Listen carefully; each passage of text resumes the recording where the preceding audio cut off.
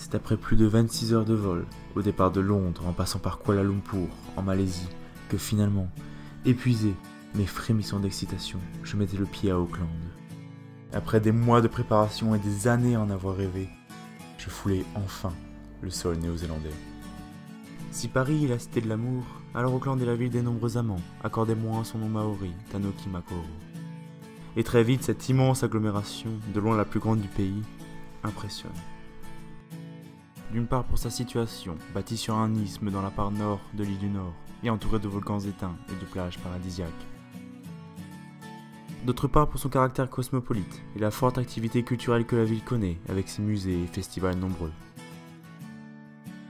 Je restais quelques jours à peine à Auckland, le temps de régler quelques formalités administratives, mais déjà, cela me suffit à nouer des liens et former mes premières amitiés.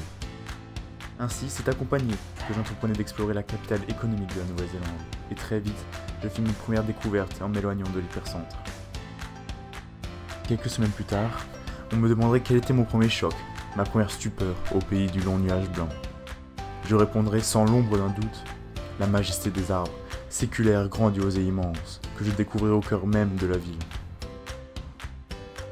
Ce caractère si proche de la nature que l'on connaît à la Nouvelle-Zélande, ce pourquoi tous viennent visiter le pays, il est déjà possible d'en avoir un merveilleux aperçu en arrivant à Auckland. Les parcs et les squares y sont nombreux, très nombreux, et les gens s'y déplacent en toute liberté, s'y installent et apprécient la proximité de la nature. J'ai ainsi vu des étudiants s'y aventurer, installés en quelques instants seulement un hamac autour d'un arbre vénérable, et y entamer leur révision. À une quinzaine de minutes tout au plus du centre-ville, j'empruntais un peu par hasard un chemin qui m'entraînait dans une véritable jungle, dense et luxuriante. En quelques pas à peine, le silence se faisait, la ville se retirait et laissait place à une nature aussi impressionnante qu'inattendue. Encore quelques minutes plus tard, le sentier débouchait face à des jardins d'hiver, offrant une nouvelle fois une mosaïque de végétation aux origines diverses entretenues avec soin.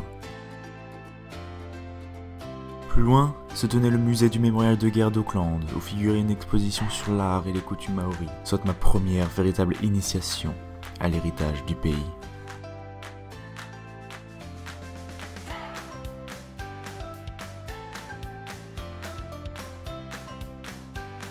Mais il me tardait tant d'enfin explorer les contrées de la Nouvelle-Zélande que j'écourtais mon séjour à Auckland et partais découvrir les verts pâturages du pays.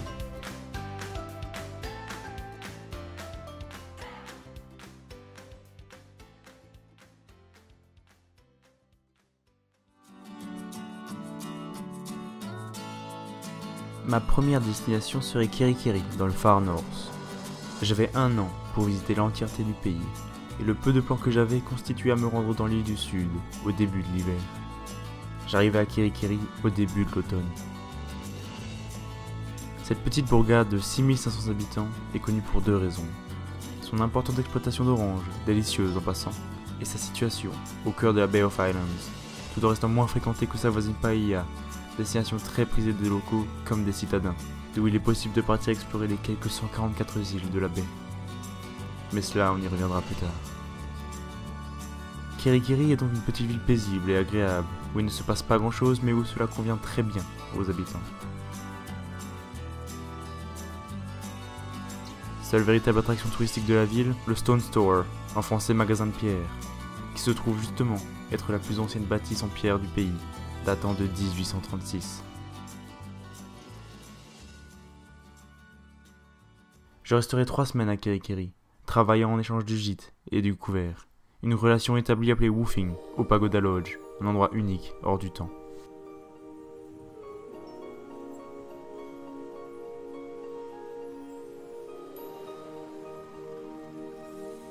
La propriété a été rachetée par un couple, Steven et Cathy, il y a près de 20 ans, lorsque Steven, businessman prospère à Hong Kong, vit et ressentit l'imminence de la dégradation de sa santé, qui, d'après lui, aurait mené sans l'ombre d'un doute à sa mort.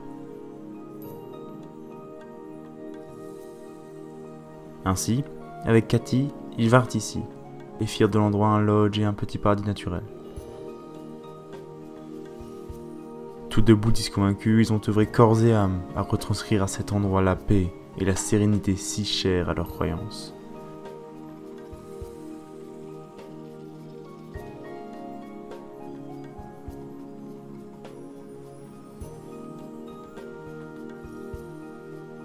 Les 3 semaines que j'y passais furent ainsi placées sous le signe d'une douce quiétude, au cœur d'une nature enivrante.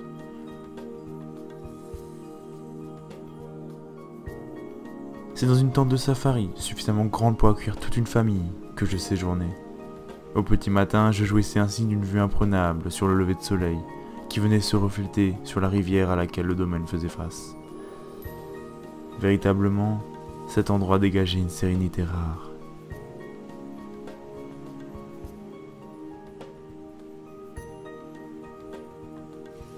Pour me rendre en ville, et n'ayant pas de véhicule à ma disposition, il me fallut marcher, littéralement une bonne vingtaine de minutes, à travers champs et forêts, de jour comme de nuit. Le sentier était beau et praticable. Cela fit de cette randonnée forcée un plaisir, au final.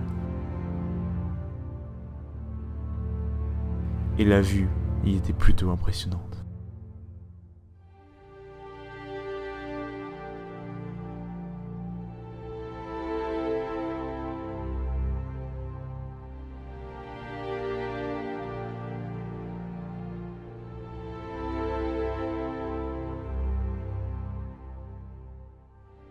Ayant les week-ends libres et les après-midi également, à condition de commencer à travailler suffisamment tôt le matin, il me fut aussi bien possible d'explorer les alentours que de prendre un jour ou deux pour tailler la route.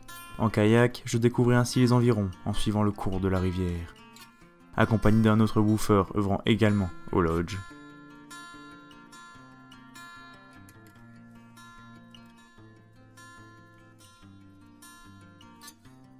À pied, j'explorais la ville et ses marchés où les producteurs et artisans locaux se rejoignent de manière hebdomadaire.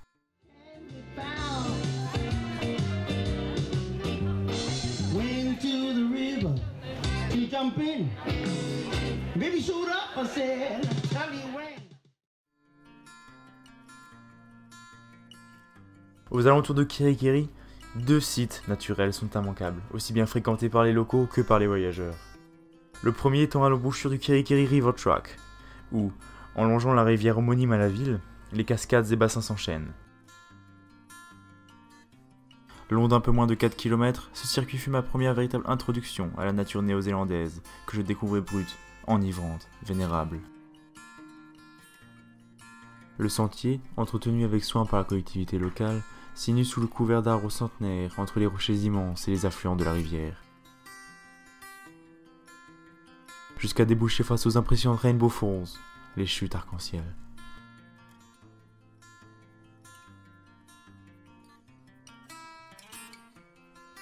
Sous ce torrent infatigable se cache une caverne recouverte de mousse, qu'il est possible d'atteindre à condition de se risquer à un plongeon prématuré dans les eaux fraîches de la rivière.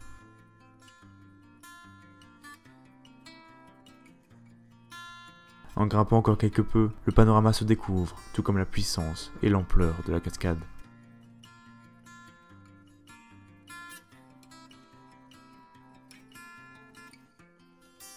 Pour profiter du second site aux alentours de Kirikiri, là aussi une attraction naturelle impressionnante, mais fréquentée plus exclusivement par les locaux, il faut trouver son chemin à travers la cambrousse et les arrière-cours de maisons isolées.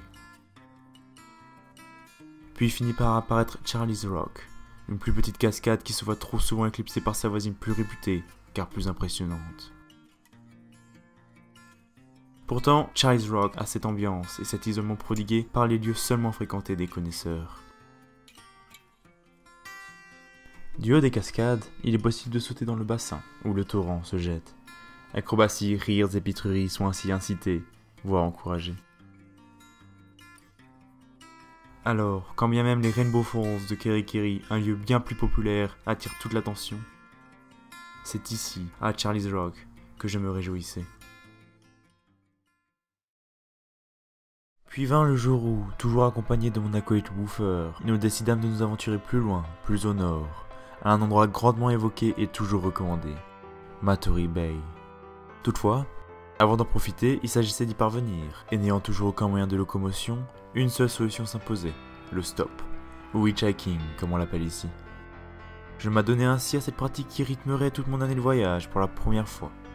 Bientôt, et après avoir été emmenés par plusieurs personnes différentes, nous arrivions à une destination que nous découvrions époustouflante et simplement magnifique.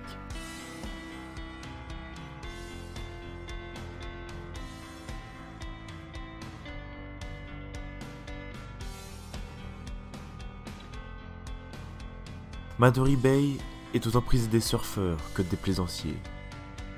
Sa plage, longue et arquée, fait face à l'océan Pacifique, immense étendue parfois ponctuée d'îles isolées.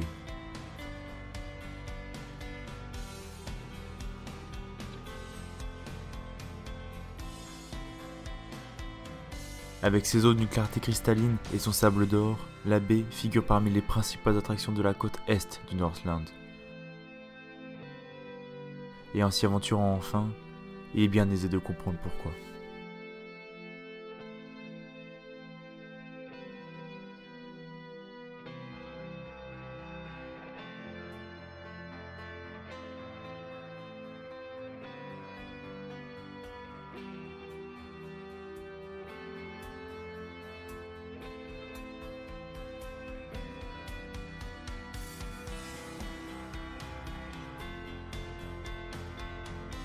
En se risquant à une montée quelque peu fastidieuse, un panorama éblouissant se découvre enfin. D'où il est aussi bien possible de contempler la baie elle-même que les îles Cavally à l'horizon.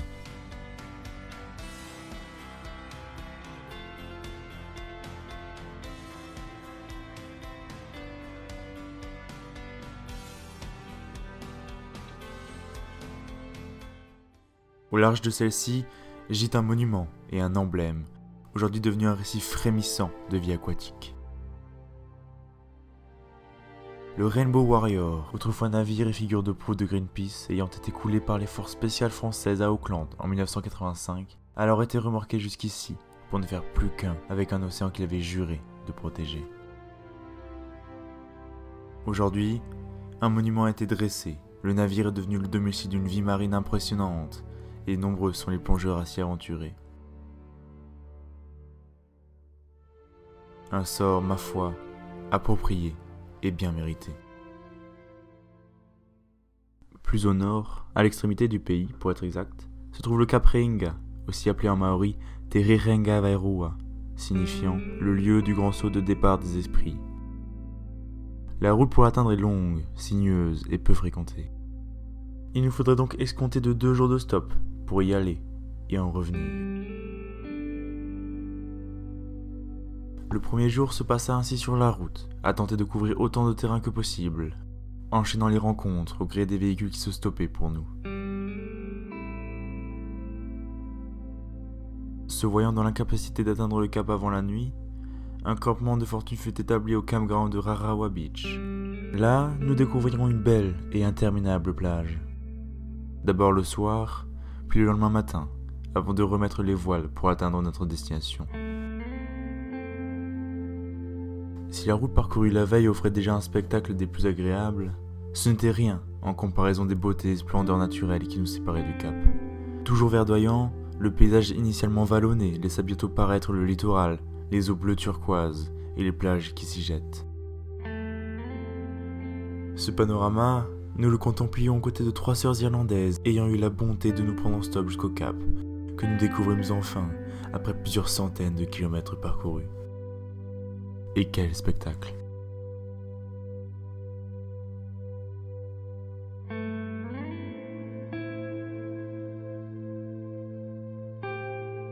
Au départ du parking, un sentier d'à peine 1 km mène jusqu'à la pointe du cap, où le phare, fièrement dressé vers les cieux, observe la mer de Tasman et l'océan Pacifique se mêler avec violence, créant ainsi ses rhumes blanchis.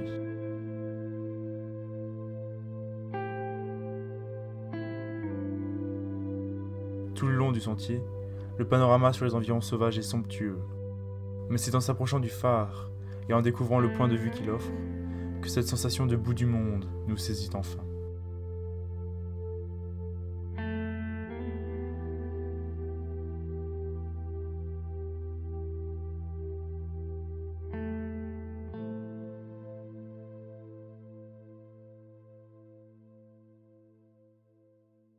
Le sort a voulu que ma venue ici coïncide avec la fête de Pâques, et il a apparu ensuite que les réjouissances débutaient à peine.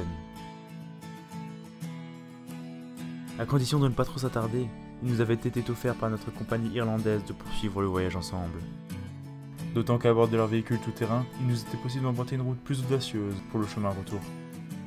De fait, à une dizaine de kilomètres à peine de là, s'étendaient les Giant Sand Dunes, ou dunes de sable géantes en français. Il semblait difficile de croire que, si proche d'immenses étendues verdoyantes, un écosystème si diamétralement opposé pouvait s'étendre, et ce, à perte de vue. Après avoir gravi une, puis deux de ces dunes, un paysage désertique s'étirait alors sans fin. Les Giant Sand Dunes marquaient également le point de départ de la 90 Mile Beach, la plage de 90 miles, en vérité plus proche des 90 km. Véritable autoroute sur le sable, cette plage n'est praticable que par les véhicules tout-terrain disposant de 4 roues motrices, ce qui, par chance, s'avéra être notre cas. Alors, pendant plus d'1 heure, c'est une expérience inoubliable que je vécus.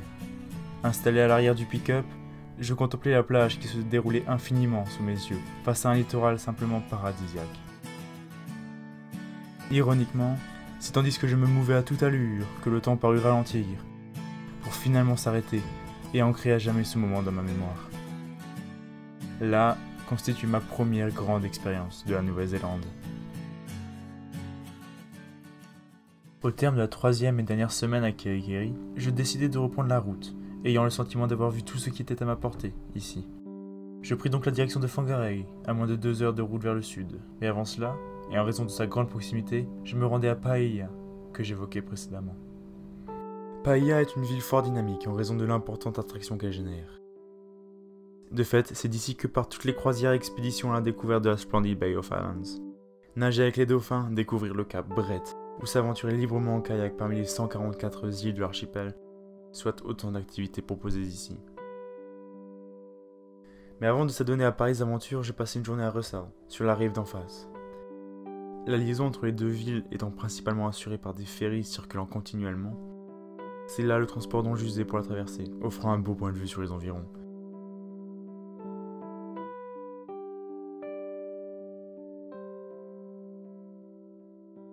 Russell, sous ses allures actuelles de havre de paix, connut une histoire longue et parfois tragique. De fait, la ville fut jadis le premier site d'installation permanent des Européens, participant à ancrer ce petit village dans l'histoire tout entière de la Nouvelle-Zélande.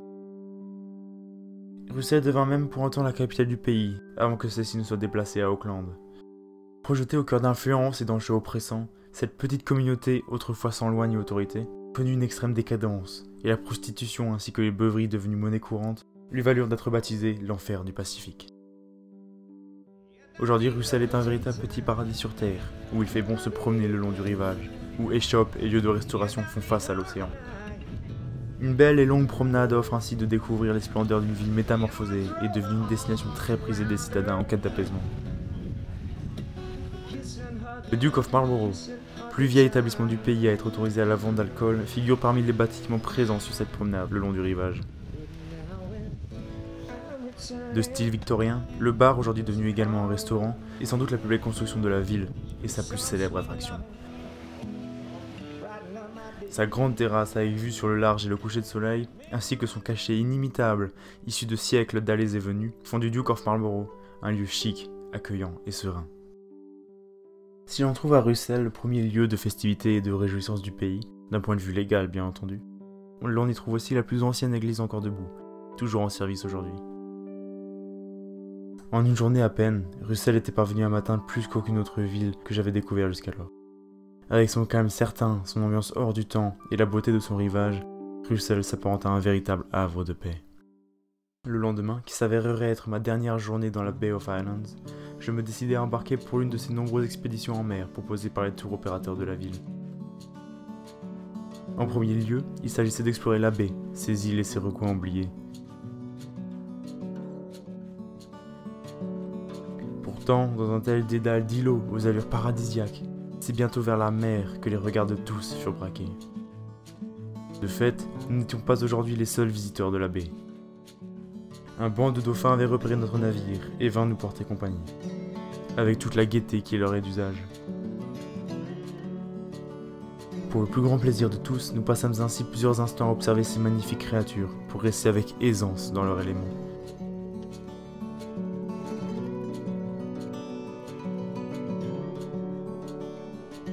Puis nous reprîmes notre route à travers la baie, jusqu'à en atteindre son extrémité au cap Brett. À chaque cap, son phare et son horizon. La vue ici aussi était remarquable. mais plus incontournable encore, le Hole in the Rock, ou Trou dans la roche, en français. Cette impressionnante curiosité naturelle, haute de 16 mètres en dehors de l'eau, peut être traversée en bateau si les conditions sont favorables. Autrefois lieu de rite important dans la culture maori, le Hole in the Rock est aujourd'hui une attraction majeure de la région. Et c'est ainsi, naviguant sur les eaux d'un bleu profond et insondable, que le premier chapitre de mon aventure en Nouvelle-Zélande s'achevait. Il m'en restait tant d'autres à écrire, et déjà, la route me rappelait.